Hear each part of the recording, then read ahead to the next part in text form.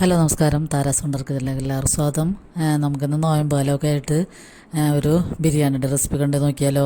അപ്പോൾ ഇടയ്ക്കൊക്കെ നമ്മളിങ്ങനെ ഇത്തിരി നെയ്യൊക്കെ ചേർത്തിട്ടുള്ള ബിരിയാണിയൊക്കെ കഴിക്കുന്നത് നല്ലതാണ്. അപ്പോൾ നമ്മൾ ശനിയാഴ്ച സാറ്റർഡേ ആണ് ഇത് ഉണ്ടാക്കുന്നത്. അപ്പോൾ നമുക്ക് ശനി ഞായറൊക്കെ കഴിക്കാനുള്ള ബിരിയാണി ഉണ്ടാകും. അപ്പോൾ അത് നമ്മൾ നോയമ്പ് കാലം കാരണം ബീഫ് വെക്കണ പോലെ തന്നെ ചെറിയ സോയ കറി വെച്ചിട്ടാണ് നമ്മൾ ഈ ബിരിയാണിക്ക് കോമ്പിനേഷനായിട്ട് എടുക്കുന്നത്. അപ്പോൾ നമുക്ക് ബിരിയാണിയുടെ പ്രിപ്പറേഷൻ എങ്ങനെയുണ്ടെന്ന് നോക്കാം. അപ്പോൾ പാനെടുപ്പത്ത് ചൂടാകുമ്പോൾ ഞാൻ ആദ്യം സൺഫ്ലവർ ഓയിലാണ് കുറച്ച് ഒഴിച്ച് കൊടുക്കുന്നത്. പിന്നെ നമ്മൾ നെയ്യ് ചേർക്കുന്നുണ്ട്. ഇപ്പോൾ ഞാൻ 1 ടീസ്പൂൺ മിൽമ നെയ്യാണ് ഇപ്പോൾ ചേർത്തേക്കണം. പിന്നെ അതിൻ്റെ ഇടയ്ക്കിട്ട് ഞാൻ 2 ടീസ്പൂൺ കൂടിയും പിന്നെയും ചേർക്കുന്നുണ്ട്. അപ്പോൾ ഇതൊക്കെ ഒന്ന് ചൂടായി വരുമ്പോൾ, ഓയിൽ ചൂടായി വരുമ്പോൾ നമുക്ക് കശുവണ്ടിയും ഉണക്കമുന്തിരി ഇട്ടിട്ടൊന്ന് വറുത്ത് കോരി മാറ്റാം. ഞാൻ സാധാരണ ബിരിയാണിയിൽ വറുത്ത് കോരി മാറ്റാറില്ല. അതിൽ കൂടി തന്നെ വെള്ളമൊക്കെ ഒഴിച്ചിട്ട് ആണ് ബിരിയാണിയുടെ അരിയൊക്കെ ഇട്ടിട്ടാണ് വേവിക്കാറ്. അപ്പം ഇന്ന് ഒന്ന് മുകളിലൊക്കെ ഇട്ടിട്ടൊന്ന് ഭംഗിക്ക് വേണ്ടി കുറച്ച് കശുവണ്ടിയും മുന്തിരിയും വറുത്തെടുത്ത് മാറ്റി വെച്ചിട്ടുണ്ട്.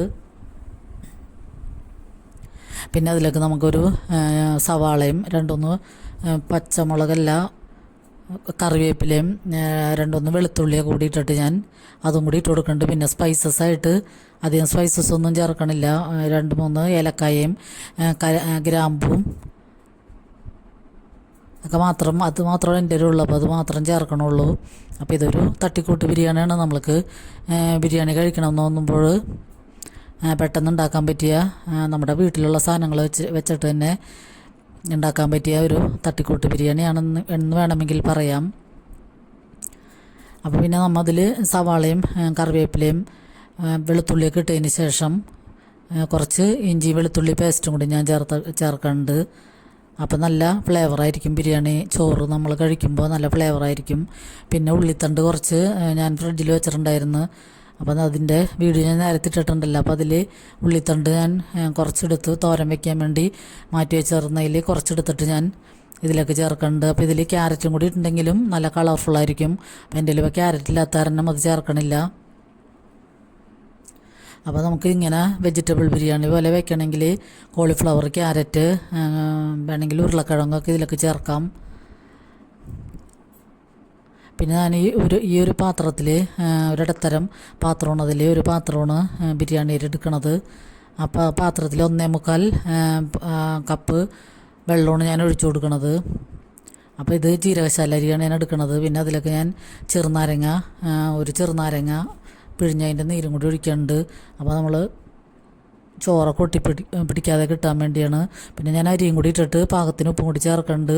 ഉപ്പ് മുന്നിട്ട് നിൽക്കുന്ന പാകത്തിനൊന്നും ഞാൻ ചേർക്കണമല്ലോ, ഉപ്പ് ഇത്തിരി കുറവായിട്ടാണ് ചേർക്കണത്.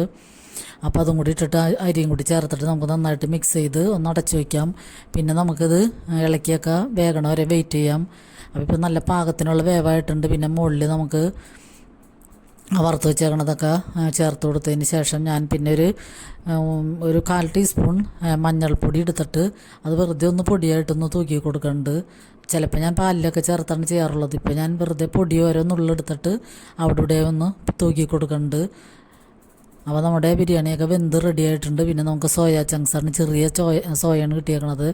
അപ്പോൾ ഇത് ഞാൻ 5-6 പ്രാവശ്യം ചൂടുവെള്ളത്തിൽ തന്നെ ഇട്ടിട്ട് കഴുകി വെള്ളം വാർന്ന് കളഞ്ഞതാണ്. പിന്നെ ലാസ്റ്റ് ചൂടുവെള്ളത്തിലിട്ടിട്ട് നന്നായിട്ട് കഴുകി നമ്മൾ വെള്ളമൊക്കെ നന്നായിട്ട് പിഴിഞ്ഞ് കളഞ്ഞതിന് ശേഷം എടുക്കണതാണിത്.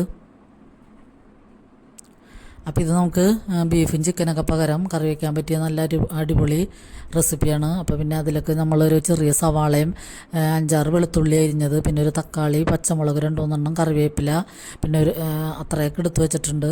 പിന്നെ ഇതിൽ ഞാൻ 2 ടീസ്പൂൺ നെയ്യ് ചേർക്കുന്നുണ്ട്. മിൽമ നെയ്യ് ചേർത്തതിന് ശേഷം നമുക്ക് ആദ്യം വെളുത്തുള്ളി ഇതിലേക്ക് ചേർത്ത് കൊടുക്കാം. പിന്നെ സവാളയും പച്ചമുളകും കറിവേപ്പിലയും കൂടി ചേർത്തതിന് ശേഷം പൊടികൾ ഇട്ട് കൊടുക്കാം. അപ്പോൾ ഈ സോയ ചങ്ക്സ് വേണമെങ്കിൽ നമുക്ക് തേങ്ങ വറുത്തരച്ചൊക്കെ വെക്കാം, അല്ലെങ്കിൽ കുറച്ച് തേങ്ങാപ്പാൽ ഇതിൻ്റെ സൈഡിൽ കൂടിയൊക്കെ ഒഴിച്ചു കൊടുക്കാം. ഞാനിപ്പോൾ അങ്ങനെയൊന്നും ചെയ്യണില്ല. ഈ പൊടികൾ മാത്രം ഇട്ടിട്ടാണിത് ചെറിയതായിട്ടൊന്ന് ഫ്രൈ ചെയ്തെടുക്കണത്. അപ്പോൾ വെളുത്തുള്ളിയൊക്കെ ചേർത്തതിന് ശേഷം നമുക്ക് സവാളയും പച്ചമുളകും കറിവേപ്പിലയും എല്ലാം കൂടി ഇട്ടിട്ട് ഒന്നും കൂടിയും വഴറ്റി കൊടുക്കാം. പിന്നെ ഇപ്പോൾ ഒരു നുള്ളു ഉപ്പ് ഞാൻ ചേർക്കണുള്ളൂ. ഉപ്പൊക്കെ പാകത്തിന് നമ്മൾ നോക്കിയിട്ട് ചേർത്താൽ മതി. അപ്പം ഞാനിതിലേക്ക് മാഗി മസാലയുടെ ഒരു 2 ചെറിയ പീസ് ചേർക്കുന്നുണ്ട്. അപ്പോൾ അതിൽ നല്ലോണം ഉപ്പുണ്ടാകും. അപ്പോൾ ഉപ്പ് നമ്മളത് നോക്കിയതിന് ശേഷം ഇട്ടാൽ മതിയാകും. പിന്നെ ഞാനിതിലേക്ക് വേറെ ഉപ്പൊന്നും അധികം ചേർക്കണില്ല.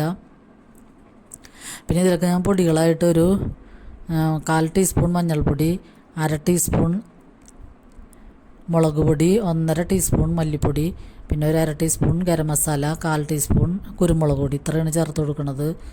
അപ്പോൾ നമുക്ക് ഗ്രേവിക്കൊന്നൊരു കൊഴുപ്പുണ്ടാകാൻ വേണ്ടി ഈ പൊടികളൊക്കെ ചേർത്തിട്ടൊന്ന് നന്നായിട്ട് വഴറ്റി കൊടുക്കണം. പൊടികളിലേക്ക് പച്ചമണം മാറുന്നവരെ വഴറ്റി കൊടുക്കണം. പിന്നെ ഞാൻ കുറച്ച് വെളിച്ചെണ്ണയും കൂടി ഇതിലേക്ക് ചേർക്കുന്നുണ്ട്. അപ്പോൾ നെയ്യ് വെളിച്ചെണ്ണയൊക്കെ ചേർക്കുമ്പോഴാണ് നല്ല പ്രത്യേക ടേസ്റ്റ് വരുന്നത്.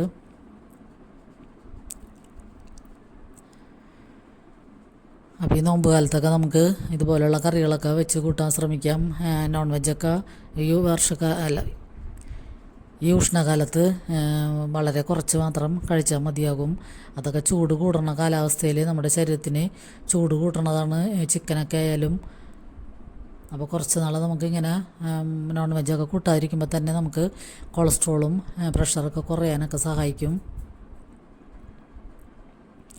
അപ്പോൾ മാഗി മസാലയും കൂടി ചേർത്തതിന് ശേഷം നന്നായിട്ട് വഴറ്റി കൊടുക്കാം.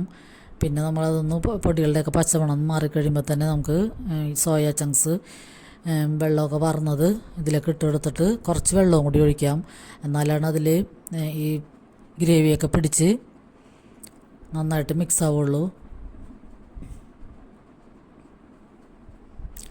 അപ്പോൾ ഇതിൻ്റെ വീഡിയോ ഞാൻ ഇന്നലെ സാറ്റർഡേ ഉച്ചക്ക് ഇട്ടിട്ടുണ്ടായിരുന്നു, ഷോർട്സ് ഇട്ടിട്ടുണ്ടായിരുന്നു. അപ്പോൾ അതും എല്ലാവരും ഒന്ന് കണ്ട് സപ്പോർട്ട് ചെയ്യണേ. പിന്നെ നമുക്കിതിലേക്ക് കുറച്ച് സോയാ സോസും ഒഴിച്ചു കൊടുക്കുന്നുണ്ട് ഞാൻ. അപ്പോൾ ഈ ബിരിയാണിയും ഇതും വെച്ചത് നമുക്ക് ശനി ഞായറൊക്കെ കഴിക്കാനുണ്ടായിരുന്നു. 2 ദിവസത്തേക്ക് കരുതിയാണ് ഞാൻ വെക്കണത്. ബാക്കിയുള്ളത് ഫ്രിഡ്ജിലെടുത്ത് വെച്ചിട്ട് നമുക്ക് സൺഡേ ഉച്ചക്കെടുത്ത് ഇഡ്ഡലി ചെമ്പിലിട്ട് വെച്ചിട്ടൊന്ന് ആവിയേറ്റിയാൽ മതിയാവും. അപ്പോൾ നല്ല അടിപൊളിയായിട്ട് നമുക്ക് കഴിക്കാൻ പറ്റും. അപ്പോൾ ഇതിൽ നമ്മൾ കുറച്ചും കൂടി വെള്ളം ഒഴിച്ചതിന് ശേഷം ആ ഗ്രേവിയൊക്കെ ഒന്ന് പിടിക്കാൻ വേണ്ടി ഒരു 5 മിനിറ്റ് നേരം ചെറുതീയിലിട്ടിട്ട് ഒന്ന് അടച്ചു വയ്ക്കാം. അപ്പോൾ നമ്മൾ വെള്ളം ഒഴിക്കുന്നതിന് പകരം വേണമെങ്കിൽ തേങ്ങാപ്പാൽ ഒഴിച്ചു കൊടുക്കാം. അപ്പോൾ ഞാനിപ്പോൾ അതൊന്നും ചെയ്യാനുള്ള വെള്ളമാണ് ഒഴിച്ചു കൊടുത്തേക്കണത്. എന്നാലും ഗ്രേവിയൊക്കെ നന്നായിട്ട് പിടിച്ചിട്ടുണ്ട്. നല്ല അടിപൊളി ടേസ്റ്റുള്ള നല്ല ബീഫ് കറി വെല്ലുന്ന നല്ല സോയാബീൻ കറിയാണ്. അപ്പോൾ എല്ലാവരും ഇതൊന്ന് ട്രൈ ചെയ്ത് നോക്കുക. നല്ല ടേസ്റ്റായിരുന്നു ഈ കറിക്ക്. തേങ്ങ വറുത്തരച്ചിട്ടായാലും ഇങ്ങനെ വെക്കാം. അപ്പോൾ വീഡിയോ കണ്ട് സപ്പോർട്ട് ചെയ്യണം എല്ലാവർക്കും ഒത്തിരി നന്ദിയുണ്ട്. അപ്പോൾ ഇപ്പോൾ തന്നെ എല്ലാവരും വീഡിയോ കണ്ടുകൊണ്ടിരിക്കുമ്പോൾ തന്നെ സ്കിപ്പ് ചെയ്യാതെ കണ്ടുകൊണ്ട് ലൈക്ക് ചെയ്യാനും കമൻറ്റ് ചെയ്യാനും മറക്കരുത്. പിന്നെ നമുക്ക് സാലഡ് സവാളയൊക്കെ വെച്ചിട്ട് തൈരൊക്കെ ഒഴിച്ചിട്ട് ഞാൻ സാലഡ് ഉണ്ടാക്കിയിട്ടുണ്ട്. അതും നല്ല അടിപൊളി ടേസ്റ്റാണ്. പിന്നെ പപ്പടവും കൂടിയാണ് നമ്മുടെ ഇന്നത്തെ ലഞ്ച് റെസിപ്പി. അപ്പോൾ ഈ സോയാ ചങ്ക്സിൻ്റെ കറി ഒരു പ്രാവശ്യമെങ്കിലും എല്ലാവരും ഒന്ന് ഉണ്ടാക്കാൻ ശ്രമിക്കുക. നല്ല അടിപൊളി ടേസ്റ്റാണ്. അപ്പോൾ എല്ലാവർക്കും ഒരുപാട് നന്ദി.